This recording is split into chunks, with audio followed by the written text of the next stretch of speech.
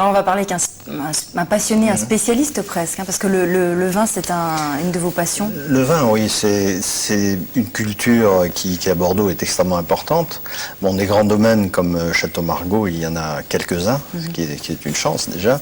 Mais il y en a beaucoup d'autres aussi qui ont la même passion et un savoir-faire équivalent. Il y a eu une évolution dans les 20 dernières années, disons depuis 85 justement, très importante, dans le monde entier d'ailleurs sur le plan du vignoble, mais particulièrement dans le Bordelais, qui fait qu'aujourd'hui beaucoup de domaines font un vin splendide. Alors Château Margaux, c'est un petit peu l'exceptionnel avec tous les grands crus classés, quoi, Lingebach, etc. Mais en tant que Bordelais, vous diriez que les vins de Bordeaux restent les meilleurs. Enfin, vous êtes objectif et...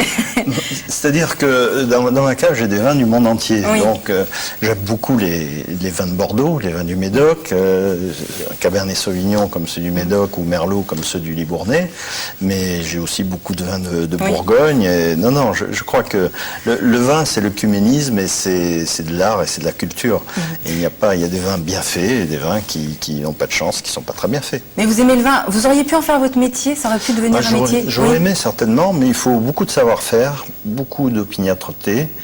Et il faut s'y prendre tôt. L'opiniâtreté, à mon avis, vous avez... Oui, bien sûr, mais je crois que le vin est maintenant très à la mode. Alors, il y a quelques stars du showbiz que vous connaissez bien qui se sont lancés là-dedans avec beaucoup de passion.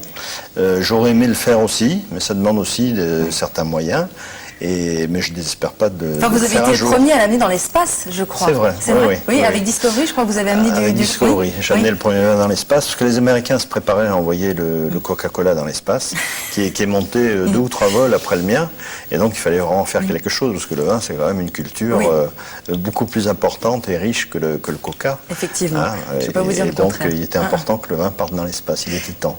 Dans ce reportage, on voit bien qu'il y a l'idée aussi quand même de la transmission d'un savoir.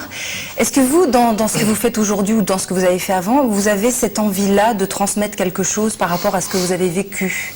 Oui, bien sûr, mais en aéronautique, parce que mon métier de base est celui qui a rempli toute ma vie, celui de pilote, bien sûr, pilote de chasse, puis pilote d'essai. Je crois qu'en aéronautique, il y a toujours ce facteur de transmission du savoir qui est permanent. On commence en école et même quand on est dans l'unité opérationnelle en tant que pilote de chasse ou militaire ou en tant que pilote d'essai, on transmet aux derniers arrivés ce qu'on a appris et l'expérience joue un grand rôle. Aujourd'hui, quand on fait un avion comme le 380, puisque c'est l'avion à la mode aujourd'hui, c'est beaucoup de technicité, c'est aussi beaucoup de savoir-faire et toute la période qu'il va traverser d'essai en vol, qui va durer 1 an et demi à peu près jusqu'à sa certification, est un mélange justement très savant de ce savoir-faire et de cette expérience.